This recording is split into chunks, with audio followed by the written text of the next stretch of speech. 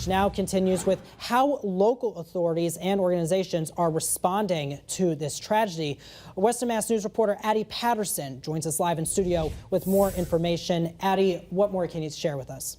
Matt, State Police released a statement regarding this morning's attack in New Orleans, saying in part, quote, the Massachusetts State Police grieve the tragic and senseless loss of life early this morning in New Orleans. We remain in close collaboration with our federal, state, and local partners to monitor new information and ensure the safety of Massachusetts communities. At this time, there is no known connection or any direct threat to Massachusetts.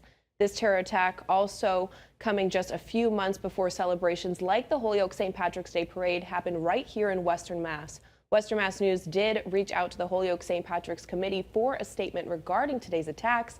They tell us, quote, the safety and security of everyone attending the Holyoke St. Patrick's Road Race and Parade, participants, spectators, and volunteers remain our highest priority. Each year, we work closely with local, state, and federal law enforcement to ensure a safe and enjoyable environment, and will continue to do so in planning for Parade Weekend 2025.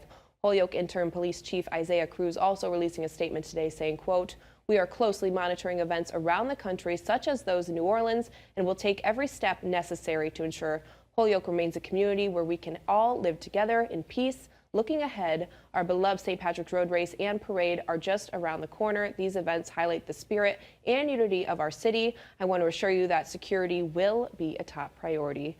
State Police also encourage anybody who sees something suspicious or out of the ordinary to contact 911. The FBI has also set up a digital tip line. They're asking anyone with information or video of the incident to submit them to www.fbi.gov/Bourbon Street attack or call the number right now on your screen. For now, reporting live in studio, Addie Patterson for Western Mass News.